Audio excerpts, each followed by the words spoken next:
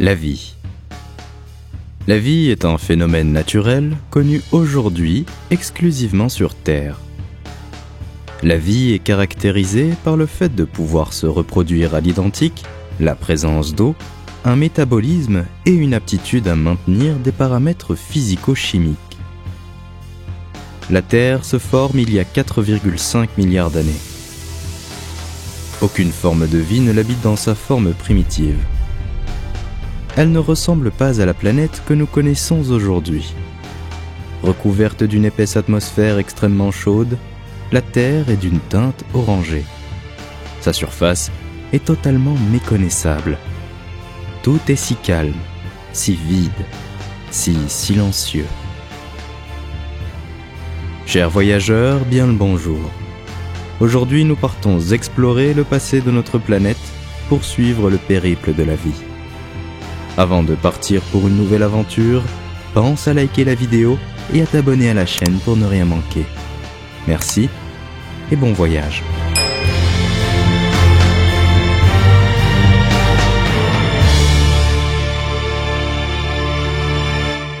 Avec le temps, la Terre se refroidit. L'eau contenue jusque-là dans son atmosphère primitive passe à l'état liquide, l'hydrosphère apparaît. Il se met à pleuvoir. L'eau remplit les dépressions et les océans se forment. La vie apparaît sur Terre il y a 3,5 milliards d'années, environ 1 milliard d'années après sa formation. Au début sous forme de simples organismes unicellulaires, ils évoluent en milieu aquatique et sont de petite taille, environ quelques dixièmes de millimètre. Peu à peu, les cellules se regroupent, se rapprochent. Elles absorbent de la lumière du soleil, de l'eau et du gaz. Elles se développent et envahissent les fonds marins. En plusieurs millions d'années, les cellules se perfectionnent et se rassemblent. Elles vont former des êtres pluricellulaires de forme et de taille très variées, plus grands que les unicellulaires, un seul noyau n'arrivant pas à contrôler une trop grosse quantité de cytoplasme. Les organismes pluricellulaires voient leurs cellules s'associer en tissus, ce qui permettra d'accomplir des fonctions. Il y a 540 millions d'années, une véritable explosion de la diversité survient, l'explosion du Cambrien. Les conditions idéales sont réunies pour l'évolution de nombreuses espèces d'animaux marins. Les océans se remplissent de créatures vivantes s'apparentant à des méduses, des crevettes ou encore des vers. Certaines espèces s'entretuent et deviennent de plus en plus grosses. Des abysses jusqu'à la surface de l'eau, le monde aquatique grouille de vie. Des algues vertes marines poussent dans les eaux peu profondes et évolueront jusqu'à devenir les premières plantes à pousser sur la terre ferme. Les mousses tapissent les zones de terre. À ce jour, notre planète possède une richesse et une diversité animale et végétale extraordinaires. Et pourtant, l'histoire de la vie n'est pas d'un calme plat. Cette dernière n'a pas été épargnée et elle a subi de grands bouleversements ayant à chaque fois des conséquences sur son évolution. Aujourd'hui, les forces de la nature paraissent plus calmes et la Terre semble avoir trouvé son équilibre. Et pourtant, une espèce est rayée de la planète toutes les 20 minutes.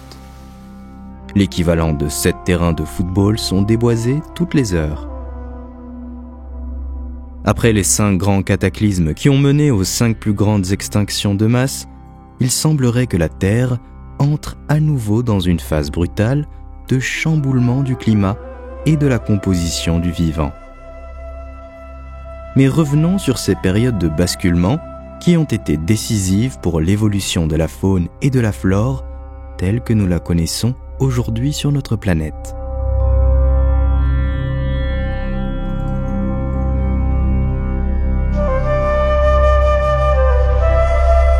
Nous sommes dans le second des 6 systèmes composant le Paléozoïque, l'Ordovicien qui dure de 488 millions d'années à moins 443 millions d'années, Cette nouvelle période débute à la suite de l'extinction du Cambrien, probablement due à un impact d'astéroïdes. Au début de cette époque, la vie n'existe que dans la mer, une mer continentale et peu profonde. Le monde animal est dominé par les trilobites et les brachiopodes qui connaissent un grand succès évolutif au Paléozoïque. Sur la terre ferme, c'est le néant. L'oxygène est rare, ni végétaux, ni animaux ne peuvent se développer.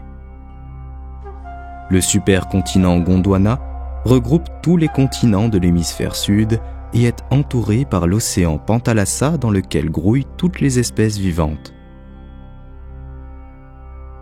Il y a plus de 490 millions d'années, avant l'Ordovicien, l'atmosphère était fortement remplie de CO2, ce qui induisait un effet de serre et par conséquent des températures très élevées. Les océans atteignaient jusqu'à 45 degrés Celsius. La réaction de photosynthèse des premiers êtres vivants a lentement contribué à pomper ce CO2 de l'atmosphère. Les mers se sont refroidies, ce qui engendra encore plus de biodiversité. L'Ordovicien est plus que favorable à la prolifération de la vie et à la radiation évolutive. Le nombre de genres et de familles quadruple quasiment par rapport au Cambrien.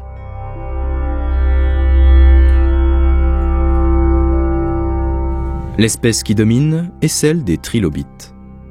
Ces arthropodes marins peuvent mesurer entre 1 mm et 70 cm de longueur, la majorité se situant entre 2 et 7 cm.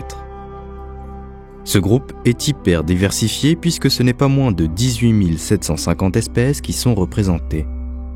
Les trilobites ont une anatomie bien spécifique. Ils sont formés de 2 lobes latéraux entourant un lobe médian. La trilobation longitudinale est d'une tête appelée céphalon. Ils sont aussi dotés d'un solide exosquelette. C'est grâce à la mue que des fossiles d'exosquelettes pourront par la suite être retrouvés. Les principaux organes de l'appareil digestif se situent dans le rachis. Comme chez les autres arthropodes, leurs muscles sont striés et le système nerveux se compose d'un ganglion cérébral et d'un nerf optique conduisant à l'œil à facettes.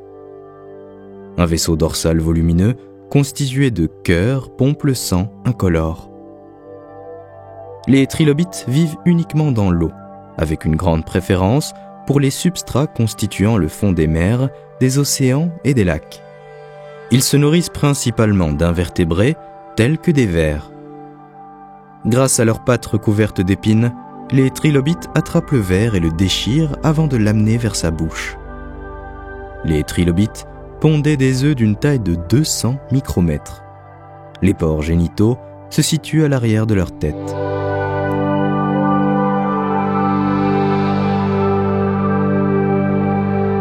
Les brachiopodes sont des animaux lophotrochozoaires, un groupe majeur de la classe des mollusques, les protostomiens, qui vivent exclusivement sous l'eau. Leur coquille comporte 2 valves avec une symétrie particulière puisqu'au lieu d'être positionnées à droite et à gauche, elles se situent au niveau ventral. La valve pédonculaire est la plus grande et dorsale, la valve brachiale la plus petite. La coquille d'un brachiopode se distingue par l'existence d'un squelette brachial spiralé qui se prête à être le support du lophophore, organe à proximité de la bouche qui contribue à l'alimentation de l'animal. Depuis le lophophore, 2 minuscules filaments piègent le plancton et le déposent dans la bouche. Les brachiopodes vivent définitivement fixés à leur substrat.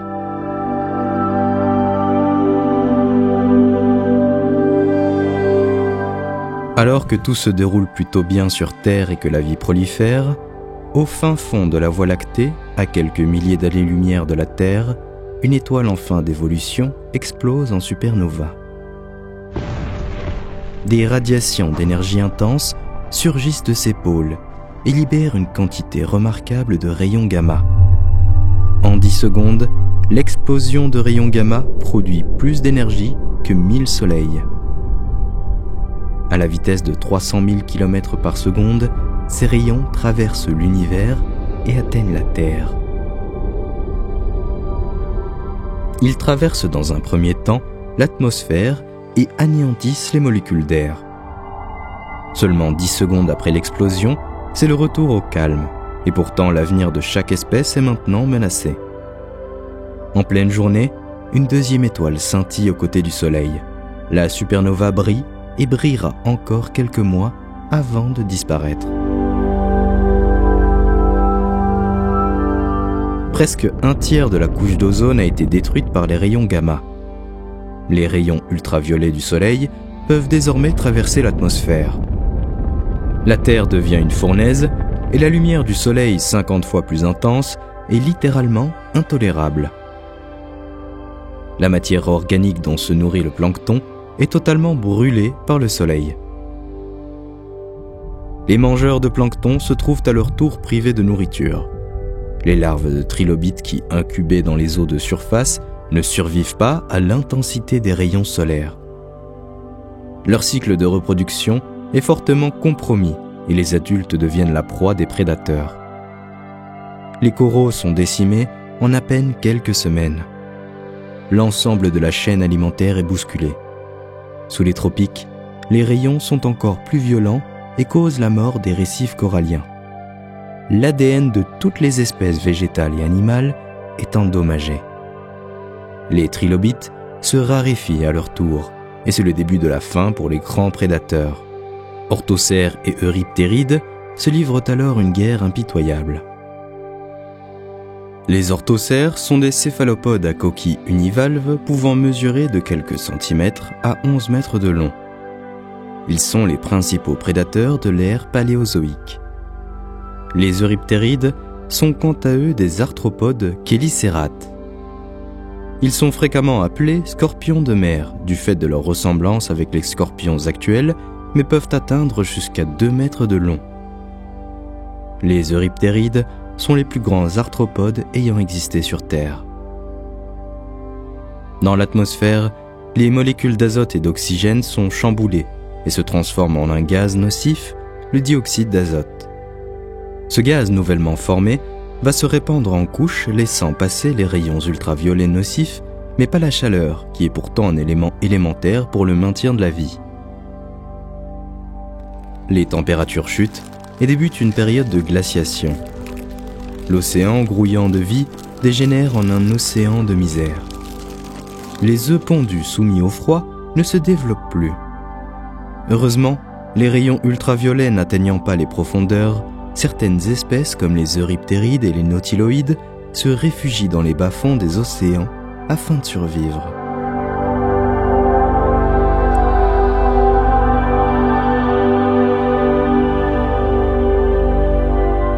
Plus de 500 années plus tard, le constat est alarmant. Toute forme de vie sur Terre est menacée et un tiers de la faune est déjà disparue. 150 000 ans plus tard, la faune ordovicienne se meurt à petit feu. Le froid est intense, la planète se refroidit année après année, la famine sévit et les prédateurs deviennent des charognards. Les glaciers aspirent l'eau des océans jusqu'à en diminuer son niveau de 50 mètres. Les hauts fonds s'assèchent et des milliers d'animaux sont laissés pour morts. Néanmoins, certaines espèces réussissent à s'adapter à ce nouveau climat et à ces nouvelles conditions de vie, comme l'astrapis. Arborant une petite taille n'excédant pas 15 cm, l'astrapis est l'une des rares espèces de poissons primitives. Elle présente une épine dorsale primitive et une carapace osseuse qui protège la colonne vertébrale. Cet animal est l'ancêtre de tous les vertébrés existants aujourd'hui, des oiseaux aux reptiles en passant par les mammifères et les hommes. L'astrapis ne donne pas l'impression d'être robuste au premier abord. Il se nourrit de microbes et d'algues et est une proie et non un prédateur. Pourtant, il va s'adapter et s'épanouir durant cette période de glaciation. Il s'adapte mieux au froid que n'importe quelle autre espèce aquatique et va suivre l'océan qui se retire. Par rapport à des espèces carnivores qui ne se nourrissent que d'une proie en particulier et ne peuvent donc survivre lorsque cette proie disparaît, l'astrapis ne fait pas le difficile. Il s'alimente de tout ce qu'il trouve. Très vite, de nouvelles variétés de poissons arrivent dotées de nouvelles évolutions. Les artères et les muscles vont former la première branchie, qui va faciliter le tri et l'absorption des aliments, et donnera plus tard les mâchoires des vertébrés. Le riptéride suit également le mouvement des océans et survit en prenant la place de l'orthocère dans la chaîne alimentaire. Le froid persiste et de gigantesques icebergs se forment sous la surface, détruisant tout sur leur passage. Les habitats aquatiques se réduisent.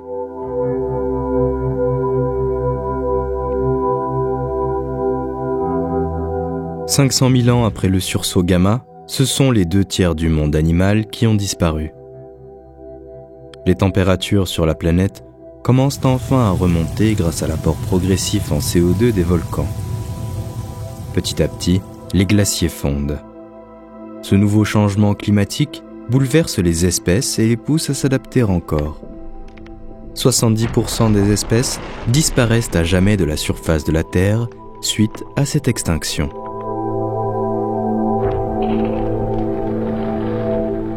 Durant les millions d'années qui vont suivre, l'orthocère est plus faible que jamais, mais toujours présent.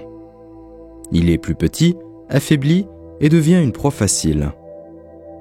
À l'inverse, le riptéride devient un prédateur féroce. Avec la baisse du niveau des eaux, le scorpion de mer a vu se développer ses poumons permettant à son sang de circuler par les tissus et de récupérer l'oxygène. Il est désormais paré pour s'aventurer sur les rivages. Il devient aussi gros qu'un crocodile et un prédateur redouté.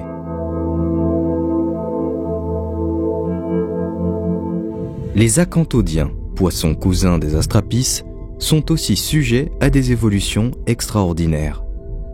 Ils possèdent désormais des mâchoires qui leur permettent de découper de la chair à même la carcasse, eux qui auparavant se nourrissaient de microbes et d'algues, gravissent les échelons dans la chaîne alimentaire.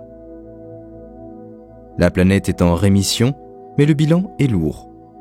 Elle retrouve petit à petit son climat tropical et voit le niveau de ses eaux remonter et les habitats aquatiques se recréer. Tous les poissons que nous connaissons aujourd'hui viennent des espèces apparues à cette époque. Mais la Terre s'apprête à subir un autre cataclysme. Durant la période du Dévonien, l'océan Pantalassa recouvre toujours une grande partie de la Terre. Le supercontinent Proton-Gondwana est situé au sud et se déplace lentement vers le nord, tandis que de nombreuses îles et archipels sont répartis sur l'équateur. Le climat est chaud, entre 25 et 30 degrés Celsius. Plus de 200 millions d'années se sont déroulées en toute tranquillité et dans le vaste océan, la vie animale prolifère avec abondance. Les récifs coralliens se développent sur des millions de mètres carrés. Ces écosystèmes sont peuplés d'éponges, de trilobites, de mollusques, de nautiloïdes ou encore de brachiopodes. Les poissons sont également présents et ont beaucoup évolué. Des placodermes s'imposent comme la nouvelle espèce de poisson sur le devant. Dotés de plaques osseuses recouvrant la partie antérieure de leur corps, ils sont désormais munis de nageoires. Un nouvel espace de déplacement s'offre à eux. Ils peuvent prendre de la hauteur et échapper aux terribles scorpions des mers. Ils sont les premiers poissons pélagiques.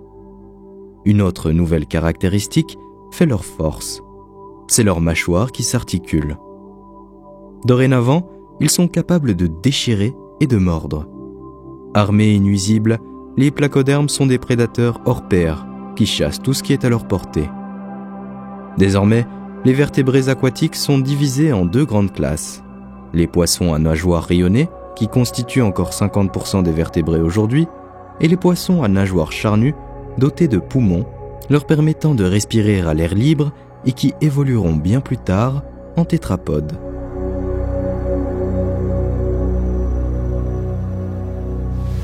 Sur la terre ferme, la végétation évolue et devient luxuriante grâce à un climat chaud et humide. Les fougères et lycopodes abondent et de tout petits insectes prolifèrent. En l'absence d'espèces herbivores pour limiter la propagation, la végétation abonde et les premières forêts apparaissent. De premières plantes à feuilles larges apparaissent et par là même, les réactions de photosynthèse qui contribuent à enrichir l'atmosphère de dioxygène. Les premières protopates se développent sur certains poissons, car en voulant se mettre à l'abri des prédateurs, ils sont amenés à se réfugier dans les eaux de rivières, de lagunes ou encore de mangroves. Dans ces eaux peu profondes, s'imbriquent des racines et de la végétation, créant un espace exigu dans lequel le poisson va devoir utiliser ses nageoires différemment. Il s'accroche, écarte, aplatit, tant et si bien qu'elles ne lui servent plus beaucoup à nager et évolue en quelques millions d'années en protopate. À la fin du Dévonien, certains poissons à nageoires charnues évoluent en tétrapodomorphes, comme le Tiktaalik. Il s'agit d'une espèce intermédiaire entre le poisson et le tétrapode. Il peut atteindre jusqu'à 2 mètres de long et voit son corps et sa tête aplatis afin de garder le corps dans l'eau mais de pouvoir sortir la tête pour respirer, même s'il peut aussi respirer sous l'eau. Il s'apparente physiquement au crocodile d'aujourd'hui. Ce n'est que 30 millions d'années plus tard que les premiers tétrapodes aquatiques voient le jour, comme Ichthyostega, qui sera un des liens de transition le plus important entre les vertébrés marins et les vertébrés exclusivement terrestres. Le premier tétrapode à se déplacer sur la terre ferme arrive quelque temps après. Il s'agit d'Acanthostega. Durant plusieurs millions d'années, il effectuera des trajets entre le milieu aquatique et la terre jusqu'à devenir complètement terrestre. Les scorpions et les araignées rejoignent également ces tétrapodes en dehors de l'eau.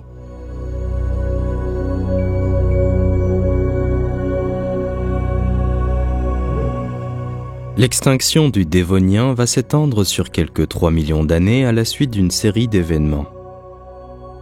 Tout commence sous la Sibérie actuelle, au cœur de la Terre, là où un océan de magma bouillonne. Un panache géant, une remontée de roches chaudes provenant du manteau terrestre, est en train de se constituer. Il finit par se détacher de la matière magmatique, perce la croûte de la Terre et explose. Des gaz extrêmement chauds sont projetés à la surface de la Terre. L'eau se met à bouillir et des tremblements de terre sous-marins anéantissent les récifs. Les éruptions colossales atteignent des zones de 60 km² avec une énergie équivalente à 1000 bombes nucléaires. Aux alentours, des millions de poissons meurent sous la chaleur. Le panache géant continue sa conquête de la Terre. Le royaume animal prospère qui régnait se trouve anéanti. L'activité des plaques tectoniques s'intensifie. Le fond océanique se fissure et une nouvelle croûte océanique ainsi que des volcans sous-marins se forment. Une autre conséquence du panache est qu'il empoisonne l'océan puisque lorsque la lave en fusion entre en contact avec l'eau de mer, elle libère de nombreux métaux comme le fer, le magnésium, l'or et l'argent, des substances toxiques. Tout porte à croire que l'apocalypse est proche. La Terre ne sera plus jamais la même.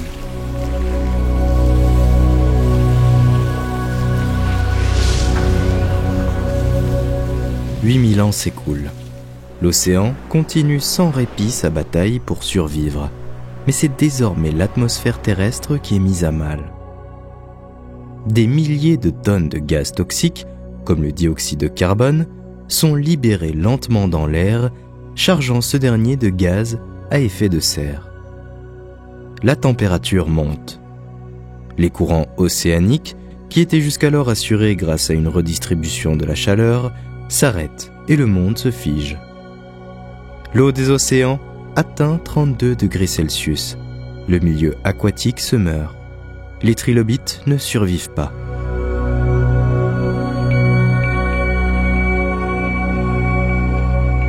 « 250 000 ans plus tard, le panache géant continue de déclencher des éruptions volcaniques. La végétation profite de ces conditions propices à sa prolifération pour se développer en abondance. La planète devient un paradis pour les plantes qui ont besoin de soleil, de dioxyde de carbone et d'eau. la végétation s'épanouit et beaucoup de feuilles retombent sur le sol. Cette accumulation de végétaux pourrit au fil des années et forme la première couche d'humus de la planète, tel un terreau riche et profond. La part sombre de l'histoire est que lorsqu'il pleut, le terreau est acheminé vers l'océan. Les algues absorbent les nutriments et se développent de manière incoercible. Les mers deviennent saturées en végétaux. Au nord de l'équateur, l'océan n'est que vase bactérienne et s'apparente à un cimetière. Quelques Dunkleosteus, de grands placodermes arthrodires, luttent contre la famine, mais leur appétit et le manque de nourriture les contraint au cannibalisme. Même si le royaume animal semble s'éteindre, certaines espèces plus résistantes développent d'étonnants moyens pour s'adapter à leur nouveau monde. C'est le cas du Materpiscis en Australie. Ce petit poisson qui tient dans une main est capable de broyer un coquillage avec ses dents. Mais sa force est ailleurs. Ce poisson vivipare protège ses petits dans son abdomen. Une caractéristique fondamentale pour sa survie à l'un des pires moments de la planète.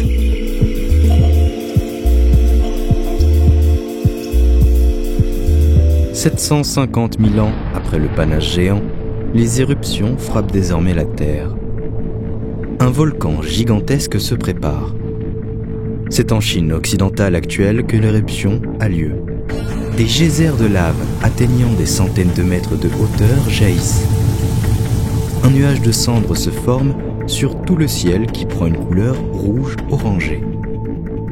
Alors que la Terre fonctionnait comme une immense serre depuis plusieurs milliers d'années, les gaz volcaniques qui masquent désormais les rayons du Soleil vont plonger la planète dans un hiver volcanique. La température des océans passe de 32 à 21 degrés Celsius. Les œufs de poisson et le plancton sont éradiqués. Dans une rivière du Groenland, des tiktaalik survivent. Mais la première chute de neige va les surprendre. La terre, qui était tropicale, se refroidit.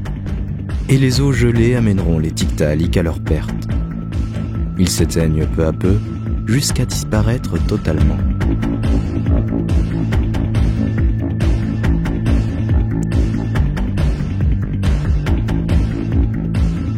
L'hiver volcanique se termine 1,5 million d'années après le début du panache.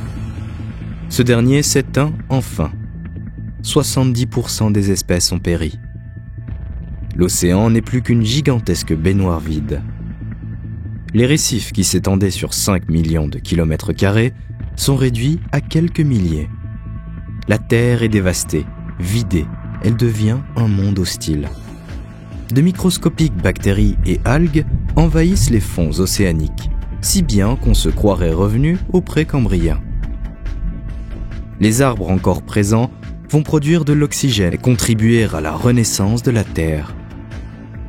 Les températures se stabilisent et la vie se diversifie à nouveau, notamment dans les marais.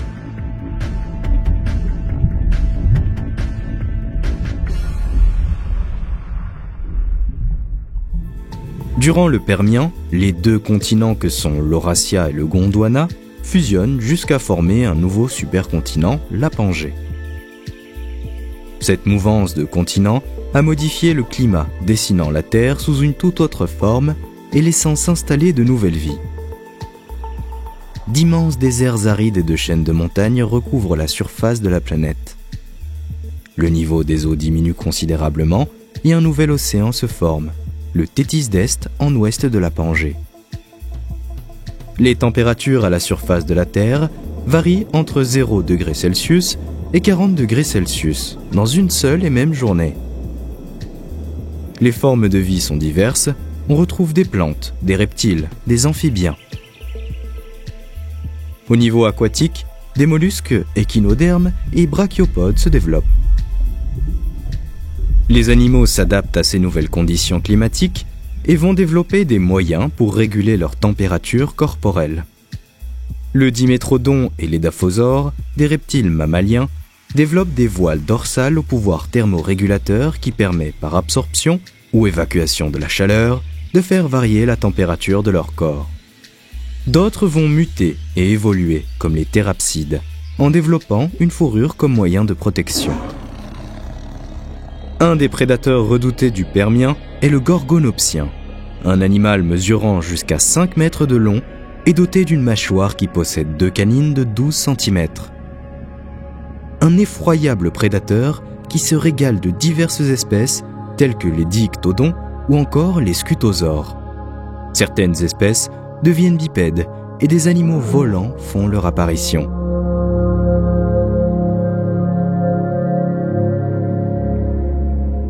Il y a 250 millions d'années, à une centaine de kilomètres sous la surface de la Terre, du magma bouillonnant accumulé là depuis des milliers d'années se prépare à une attaque sans précédent. En Sibérie, la pression volcanique atteint son paroxysme. De violentes secousses se font ressentir. De la roche en fusion qui était jusqu'alors enfouie sous la croûte terrestre surgit à l'air libre. Le sol se scinde en deux sur environ 30 km. C'est un véritable raz-de-marée de feu liquide. Une coulée de lave recouvre rapidement 1/5 de l'équivalent de la surface de la France en seulement 48 heures. Et elle ne s'arrête pas là.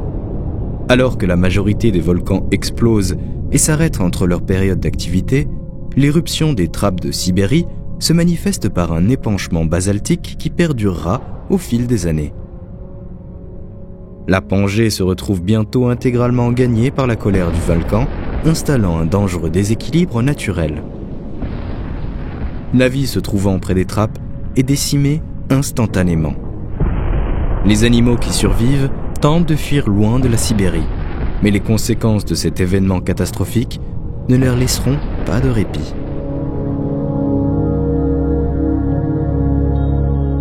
Dix ans après l'éruption, les gaz volcaniques qui se sont accumulés dans l'atmosphère engendrent des changements de climat. Le dioxyde de carbone et le soufre se dissipent de la croûte terrestre. La lumière du soleil devient occultée et la chaleur emprisonnée aboutit sur des décennies d'épisodes climatiques instables. L'alternance de phases de refroidissement et de phases de réchauffement rend l'équilibre de la vie impossible. Toutes les zones de la Terre sont touchées.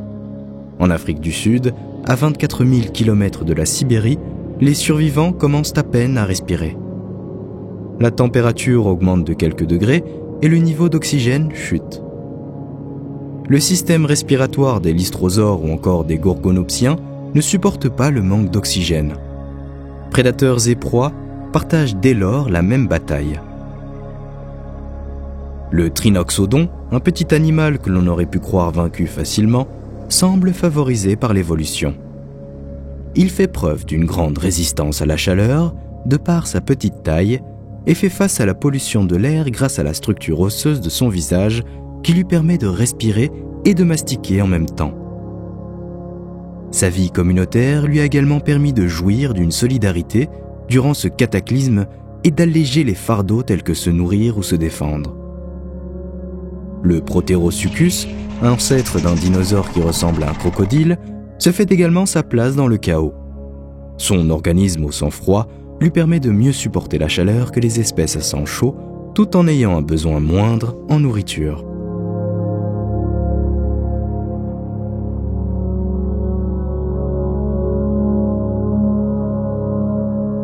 « 25 années s'écoulent après l'éruption et la roche en fusion ne cesse de s'épandre. Lorsqu'elle entre au contact de l'air, elle se fige en une montagne noire sur laquelle aucune vie n'est possible.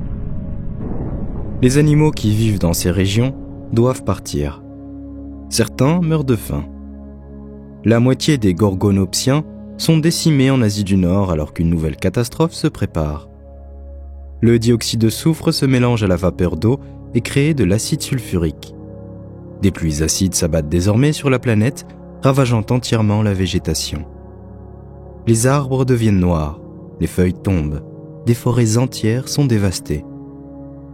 Les animaux qui ne peuvent pas se cacher meurent. Notre lointain ancêtre, le trinoxodon, réussit à se mettre à l'abri. 50 années après le début du cataclysme, les éruptions volcaniques demeurent. Les trappes de Sibérie se situent sur une réserve de charbon. Le méthane qu'il contient est tout à coup libéré et bien plus puissant que le dioxyde de carbone, il participe à augmenter l'effet de serre.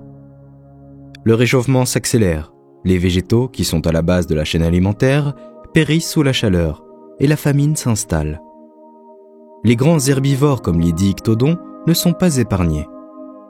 Cette espèce qui passait sa journée à brouter disparaît progressivement, et par conséquent ses prédateurs, comme les gorgonopsiens, également. Certaines espèces tirent profit de cet univers hostile. Le Proterosuchus, animal à sang froid, dépense beaucoup moins d'énergie dans cet environnement où il fait toujours chaud. Le Trinaxodon devient un charognard et se nourrit des restes, d'insectes et d'amphibiens. «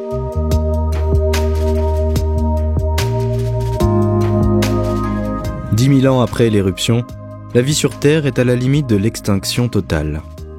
Les inondations liées à la mousson du printemps entraînent les millions de tonnes de plantes mortes vers la mer, le transformant en une immense décharge qui se putréfie sous l'effet de la chaleur. L'oxygène dans l'océan se raréfie et les roches deviennent noires. Le fond océanique est recouvert de cadavres, seules les bactéries survivent. La majorité des espèces qui dominaient l'écosystème marin disparaît.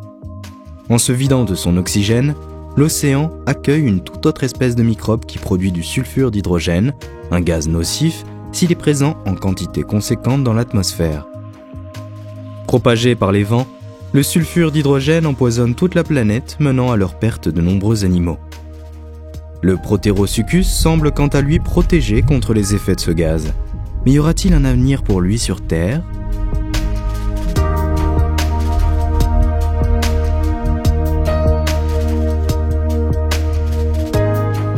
« 150 000 ans après l'extinction, la coulée de lave atteint désormais 1600 mètres de profondeur.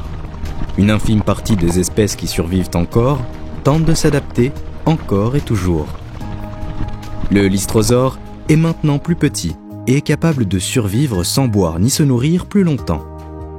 Leur chemin croise celui d'un autre troupeau et leur rencontre donnera naissance à une nouvelle génération, encore plus forte parmi lesquelles les meilleurs survivront à la grande extinction. Les diictodons et les gorgonopsiens n'ont pas cette chance et vont disparaître. «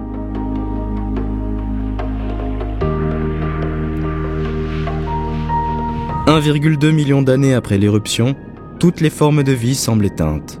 Toutes ou presque. Quelques survivants réussissent à s'adapter à cet environnement hostile qui n'incitait pas à l'épanouissement de la vie.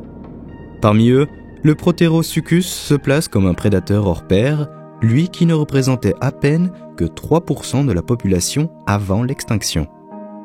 Grâce à lui, une variété d'archosaures qui donnera par la suite naissance aux crocodiles voit le jour. Le Trinaxodon survit également au cataclysme, ce qui est capital pour que l'homme voie ensuite le jour. L'extinction du mas du Permien est la plus dévastatrice de toute l'histoire de la Terre.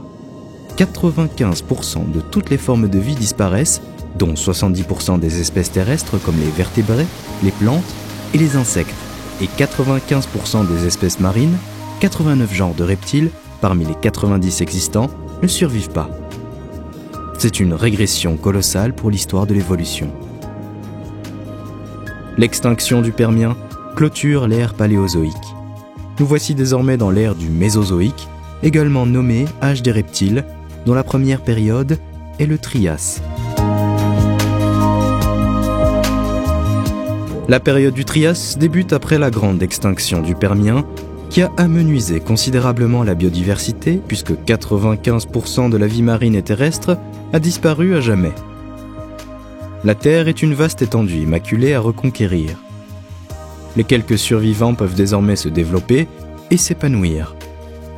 La planète a vu s'assembler ses plaques tectoniques pour former le seul et unique supercontinent, la Pangée. Le vaste océan Pantalassa l'entoure et contribue à l'humidification du littoral. L'intérieur des terres est sec et aride. Il fait chaud sur la Terre, telle une immense serre. La chaîne de montagnes hercyniennes, qui a vu le jour lors de la collision des deux continents Laurussia et Proton-Gondwana, est la seule à contribuer aux variations du climat sur la Pangée. La hauteur de ces montagnes bloque les nuages, ce qui provoque des précipitations sur des régions bien ciblées. Par conséquent, la Pangée affiche deux types de climats, Un chaud et humide, là où les nuages sont présents plutôt au nord, et un chaud et sec, là où les nuages ne peuvent pas aller plutôt au sud. Le versant nord de la chaîne hercynéenne est bien plus propice au développement de la végétation et du monde animal.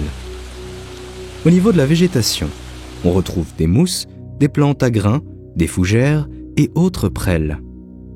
Le règne végétal a moins subi l'extinction du Permien que le règne animal, mais a tout de même assisté à la disparition des sigillaires du Dévonien, caractérisés par leur tronc fossilisé, et des lépidodrindons, entre autres.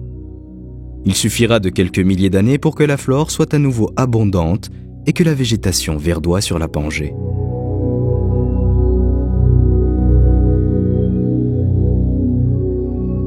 Du côté de la faune, la disparition de la grande majorité des espèces a laissé un grand nombre de niches écologiques libres.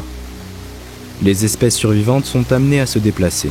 Les animaux vont conquérir ce nouvel environnement. Au fil du temps, ils s'adaptent, évoluent et se diversifient.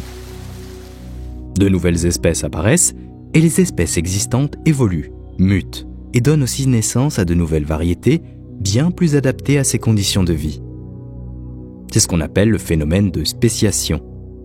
Une évolution de la vie, au fil des générations, donnant lieu à de nouvelles espèces.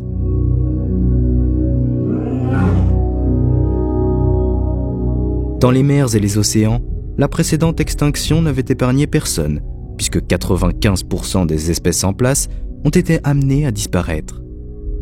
La vie a néanmoins repris son cours, et les océans sont petit à petit repeuplés de nouvelles variétés avec des coraux modernes, des mollusques et de nombreuses espèces de poissons.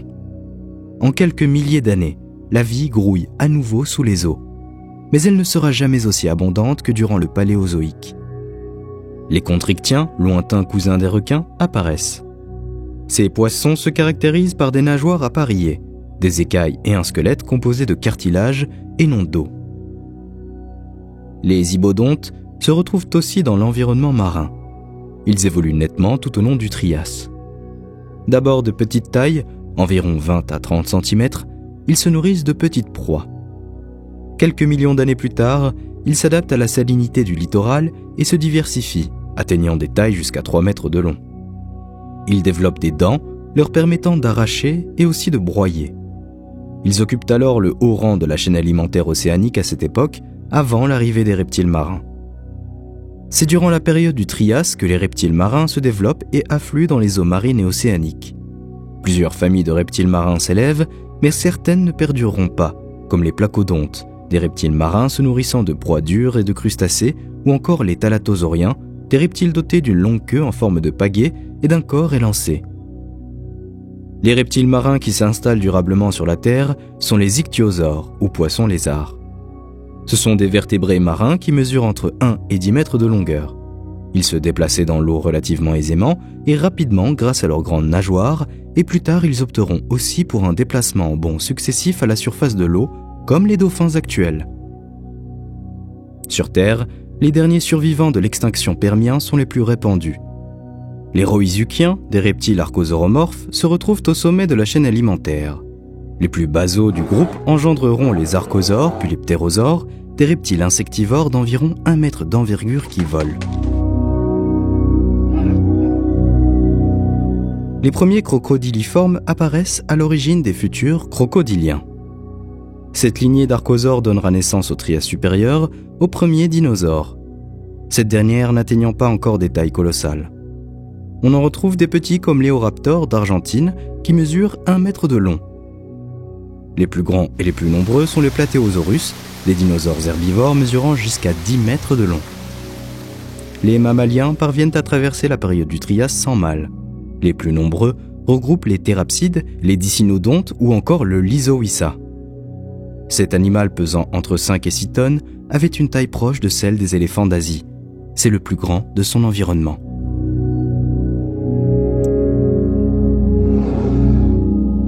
Souvenons-nous, lors de l'extinction du Permien, les trappes de Sibérie laissaient s'échapper de la lave et des gaz toxiques sur la Terre durant 1 million d'années. Désormais, le calme est revenu à la surface de la planète et le désert hostile que les trappes de Sibérie avaient laissé est redevenu accueillant et luxuriant pour la vie. Mais au plus profond de ses entrailles, la Terre bouillonne encore. Les forces qui avaient rapproché la Pangée il y a quelques millions d'années sont en train de la disloquer. Le déplacement progressif des continents fait circuler le magma qui compose le manteau de la croûte, et lorsque ces forces fragmenteront la Pangée, de la lave en quantité considérable jaillira. C'est le début d'une nouvelle extinction massive. Depuis plusieurs semaines, un grondement se fait entendre et ressentir. En une fraction de seconde, la Pangée se déchire. Des geysers de vapeur brûlante sortent des entrailles de la Terre et fusent à plus de 1500 mètres d'altitude. Les gigantesques éruptions de vapeur brûlante déclenchent une semaine plus tard un événement volcanique intense qui mène à la division de la Pangée et à la formation du bassin de l'océan Atlantique. L'éruption volcanique se déclenche, la lave jaillit par des fissures terrestres et le magma se répand telle une gigantesque vague de feu. Les fissures peuvent atteindre jusqu'à plusieurs vingtaines de kilomètres de long. Ce sont littéralement des vagues de flammes qui courent jusqu'à atteindre animaux et végétation, engloutissant tout sur leur passage. Rien n'a jamais été comparativement aussi violent depuis la naissance de l'humanité. Les herbivores s'empressent de s'enfuir, mais les piquants de leur dos les protégeant des prédateurs les ralentissent et la lave les rattrape. Des mois durant, la lave coule. Les animaux fuient mais n'ont nulle part où aller. Face à cette situation critique, certains sont mieux armés que d'autres pour s'adapter au changement. C'est le cas du Storicosaure, un des tout premiers dinosaures. Il fait partie des très rares bipèdes de l'époque, ce qui en fait un prédateur leste dans ce monde de quadrupèdes. Mais malgré son atout, il ne sera pas épargné par les dégâts de l'éruption.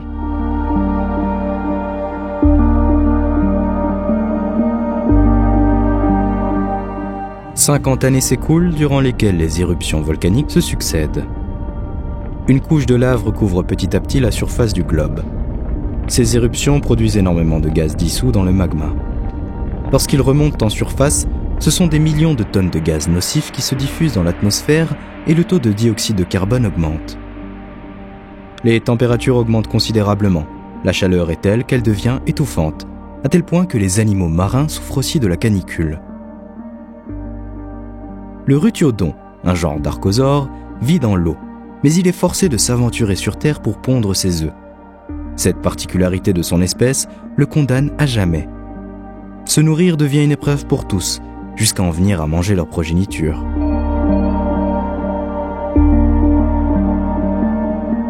Quelques dizaines d'années plus tard, la chaleur est toujours aussi imposante et maintenant la concentration d'oxygène dans l'air est très basse. Il serait impossible à l'homme moderne de respirer dans de telles conditions. Les Desmatosuchus vont faire les frais de cette faible concentration en oxygène. Bien qu'ils n'aient jamais redouté les prédateurs grâce à leur carapace imposante, ils se trouvent cette fois en mauvaise posture car leurs capacités respiratoires et pulmonaires sont très limitées. Chaque déplacement est laborieux pour eux, et ils commencent à rester localisés dans des zones plus petites.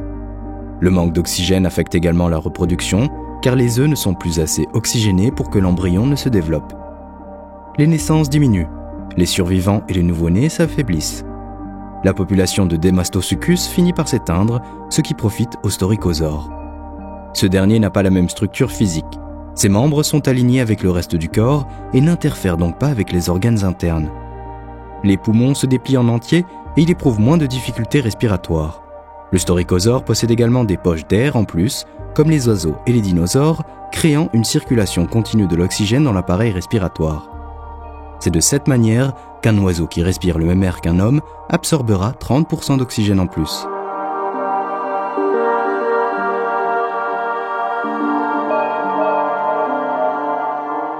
Les années défilent et des fissures apparaissent encore et toujours.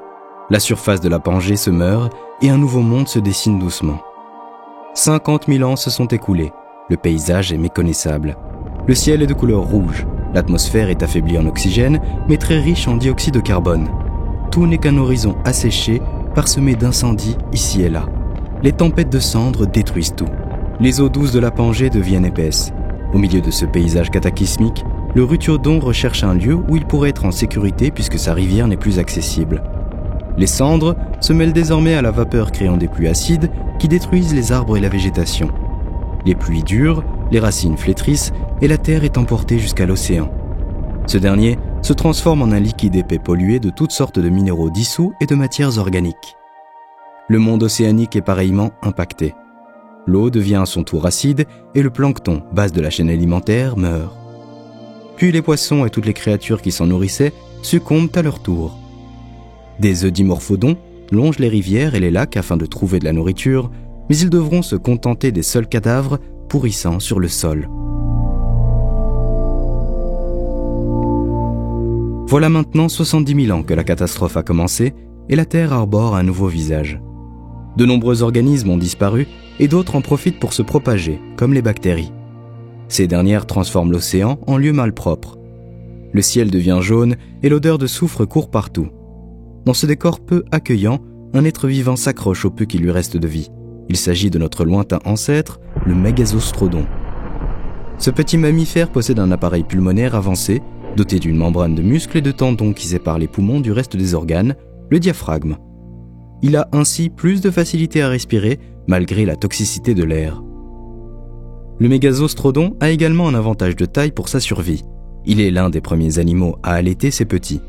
La femelle n'a donc qu'à puiser dans ses propres ressources pour nourrir sa progéniture, alors que d'autres doivent leur trouver à manger.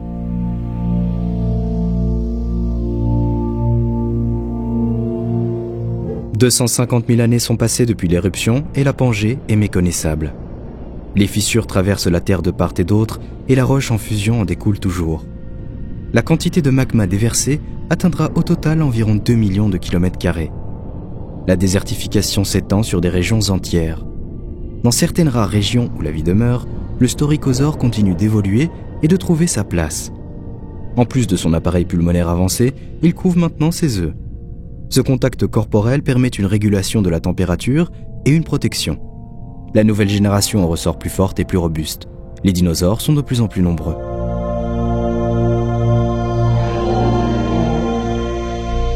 Ce sera 500 000 ans après le début des événements que les éruptions cessent. Les déplacements de la croûte terrestre ont définitivement cassé la Pangée et divisé des continents distincts tels que nous les connaissons aujourd'hui, ce qui a favorisé l'ouverture de l'océan Atlantique. Les 3/4 de la faune terrestre disparaissent à jamais, touchant plus particulièrement les herbivores comme le Desmatosuchus. Sous l'eau, le désastre est également sans appel. Les récifs coralliens sont presque tous détruits. Il faudra 600 000 années pour que l'extinction du Trias se termine. Il fait toujours aussi chaud, l'air est à peine respirable, le taux de dioxyde de carbone atteint son paroxysme. Mais notre monde, tel que nous le connaissons aujourd'hui, est né. Le Storikosaure s'est adapté aux pires conditions possibles, et maintenant, la planète est à lui et aux siens. Ils se multiplient et envahissent les terres, créant de nouveaux habitats et de nouvelles espèces. Aux côtés de ces lézards géants, on retrouve l'ancêtre des mammifères actuels, le Mégazostrodon. Ils évolueront ainsi durant les prochains milliers d'années. Nous voilà maintenant à la période du Crétacé. Vue du ciel, la Terre apparaît très familière à ce que nous connaissons aujourd'hui. La fragmentation de la Pangée dessine les traits de nos continents actuels. La planète n'a aucune calotte glaciaire. Le climat est donc toujours chaud. Les océans ont un niveau 200 mètres plus haut que le niveau actuel.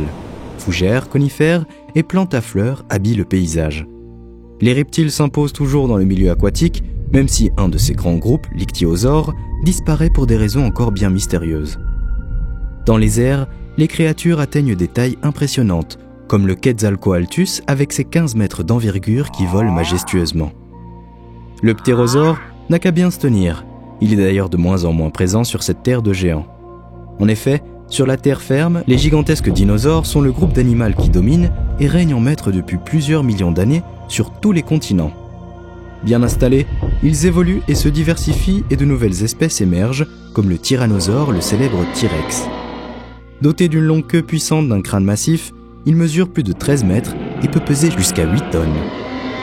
Il est le plus grand carnivore n'ayant jamais existé sur Terre et de loin le plus grand de son époque. Aux côtés des dinosaures, les mammifères se feraient tout de même une place. De taille moindre, ils ne sont pas non plus grands qu'une souris, alors que le plus petit des dinosaures mesure 1,20 m. Ce sont 2 millions d'espèces animales qui se côtoient à cette époque.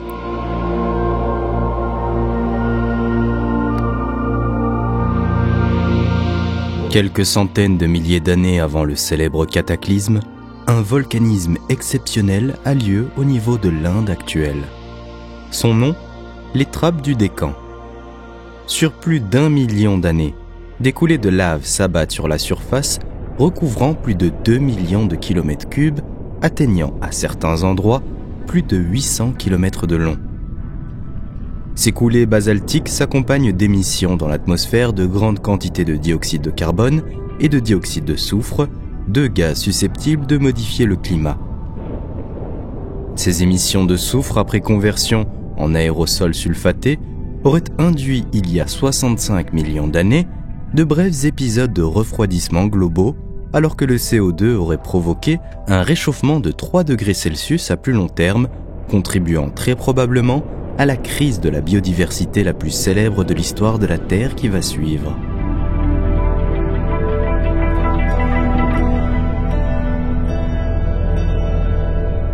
À quelques millions de kilomètres de la Terre, dans la ceinture d'astéroïdes située entre les orbites de Mars et de Jupiter, un des objets célestes sort de sa trajectoire et prend la direction de la Terre.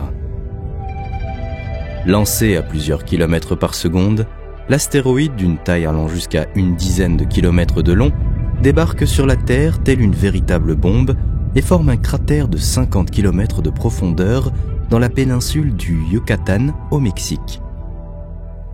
L'énergie libérée par l'astéroïde est équivalente à une centaine de millions de mégatonnes. En moins de temps qu'il n'en faut pour le dire, l'eau présente dans un rayon de 60 km se transforme en vapeur, tuant subitement des millions de vies. Les animaux se trouvant à proximité du point d'impact n'ont pas le temps de sentir le choc, puisqu'ils sont frappés à une vitesse bien plus rapide que leur temps de réaction. Les roches vaporisées forment un nuage chaud et se dirigent rapidement vers l'océan. C'est l'onde de choc. Tout ce qui se trouve sur son passage est évaporé. Une partie de la Terre elle-même se trouve transformée en vapeur sur toute la région continentale des États-Unis. Même le puissant tyrannosaure ne résistera pas à l'onde de choc. Les seuls survivants sont ceux qui parviennent à s'abriter dans des grottes. Des incendies se manifestent, l'Amérique du Nord s'apparente à un brasier géant.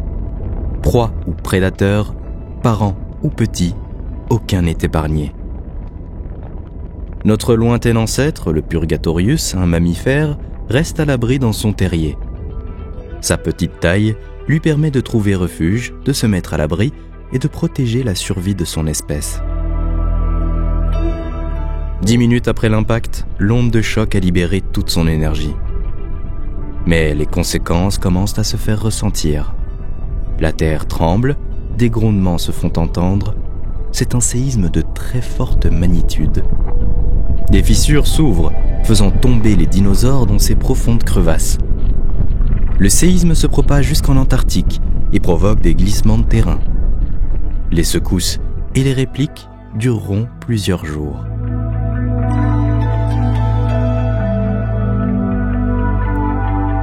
L'astéroïde continue de provoquer des phénomènes destructeurs. Moins d'1 heure après l'impact, un tsunami géant se dirige vers les côtes à une vitesse de 1000 km/h de la taille d'une chaîne de montagnes. Sur les côtes, les animaux voient l'océan se retirer, puis une ligne à l'horizon se rapprocher de plus en plus, grandissante. Le tsunami s'abat sur la terre, attrapant arbres, animaux et débris, et les disperse dans le paysage. Cette vague qui mesure plusieurs centaines de mètres d'amplitude balaye largement la planète, n'épargnant pas non plus les animaux aquatiques. Le mosasaure, pouvant mesurer jusqu'à 17 mètres, est happé par le courant et repoussé sur le rivage, là où il attendra une mort certaine. La vague submerge les basses terres, creusant des trous de plus de 300 mètres de profondeur, après quoi elle se retire avec une telle force qu'elle creuse un nouveau paysage.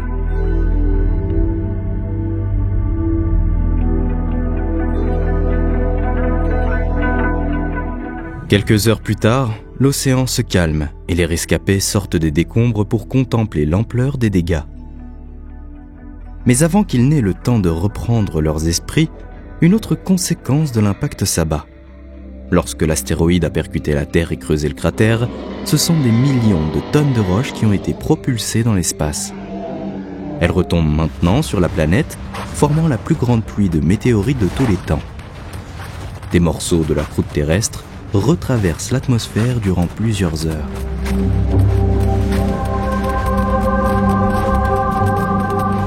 La planète est en flammes. Toutes les créatures sont mises à mal. La température grimpe en quelques heures et la chaleur devient insupportable au point qu'à certains endroits, les rivières se mettent à bouillir. La Terre est méconnaissable. Et pourtant, certains spécimens résistent à cet apocalypse. Le Purtagorius se réfugie sous terre alors qu'en surface, le monde des dinosaures s'effondre. Il attend que le calme revienne et s'organise en rationnant sa nourriture. Dans la péninsule du Yucatan, le cratère est une caldeira. Des montagnes se sont dressées à 5000 mètres d'altitude.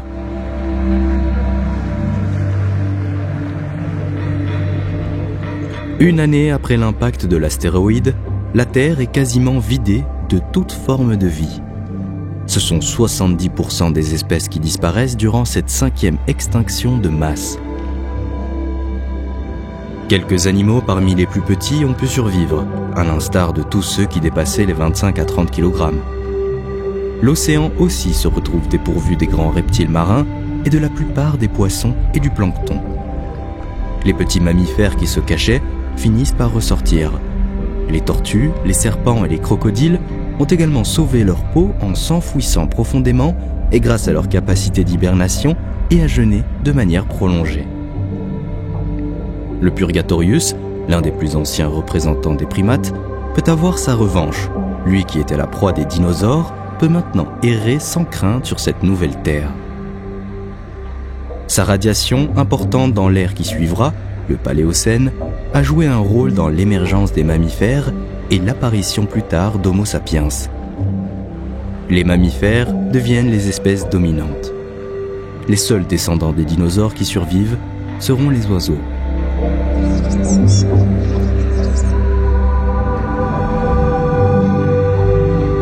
C'est la dernière grande extinction qui aura lieu jusqu'à aujourd'hui, et c'est grâce à cette incroyable aventure que l'homme moderne a pu prendre sa place sur la Terre. Tout commence il y a environ 200 000 ans. Une nouvelle espèce à la survie précaire apparaît. En faible effectif et n'étant localisé que sur une petite partie de l'Afrique de l'Est, ils ne sont au départ que quelques milliers de couples. Malgré sa lenteur et sa faiblesse, cette espèce se montre foncièrement ingénieuse. Aucune des contraintes du milieu naturel ne semble la freiner. Elle franchit les rivières et les chaînes de montagnes, et elle colonise progressivement d'autres régions où se trouvent des proies et des climats propices à sa survie. Partout où cette espèce s'installe, elle s'adapte et se réinvente. Cette espèce, notre espèce, élargit son aire de répartition.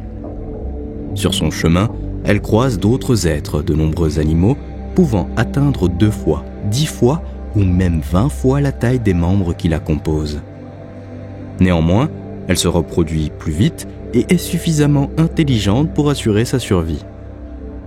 Elle va ensuite dépasser la limite des eaux, traversant mers et océans. L'histoire se poursuit pendant des milliers d'années jusqu'à ce que notre espèce se répande sur la quasi-totalité de la Terre. Homo sapiens se reproduit à une vitesse sans précédent. Pour la première fois dans toute l'histoire de la Terre, un être vivant modifie la structure du monde organique à l'échelle planétaire. L'homme élimine les forêts dans le but de se nourrir grâce à l'agriculture. Il concourt au transit des animaux et des plantes, de part et d'autre de la planète, et il redistribue ainsi les composantes de la biosphère. Mais la transformation la plus importante réside dans la découverte de réserves d'énergie souterraines, ce qui engendrera une évolution de la composition de l'atmosphère. De tels événements, impliquant des changements si violents mettant à mal la diversité de la vie, ne s'étaient auparavant produits que 5 fois. 5 catastrophes tellement préjudiciables qu'elles sont classées dans une catégorie bien à part. Les extinctions de masse. Il est tôt pour affirmer que le comportement de l'homme provoquera des conséquences identiques. Pourtant, certains scientifiques s'accordent sur la qualification de 6e extinction.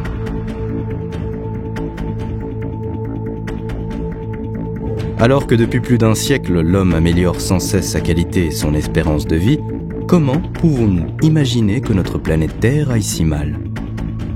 Une extinction de masse, ou crise biologique, désigne un événement marqué par une disparition brutale et simultanée de plus de 60% de la biodiversité, qu'elle soit animale ou végétale, sur l'ensemble de la planète. Elle est relativement brève par rapport à l'échelle des temps géologiques et correspond à quelques millions d'années.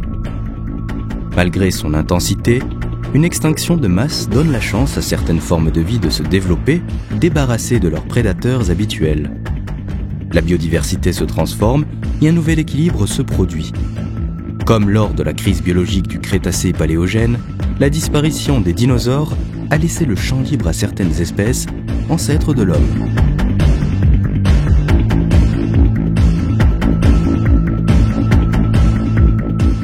Depuis quelques décennies, les études se succèdent afin de faire l'état des lieux des espèces qui sont en train de disparaître. 1 million d'espèces animales et végétales seraient menacées d'extinction sur les 8,7 millions d'espèces recensées. Les 2/3 des espèces animales pourraient disparaître d'ici moins de 80 ans. L'histoire de la Terre a toujours été marquée par des catastrophes et des crises biologiques dévastatrices. La vie oscille inlassablement entre des périodes de développement intense et de disparition quasi totale. Mais aujourd'hui, les prémices d'une nouvelle extinction semblent se profiler à toute allure. Sommes-nous à la veille d'une 6e extinction de masse ? L'avenir nous le dira.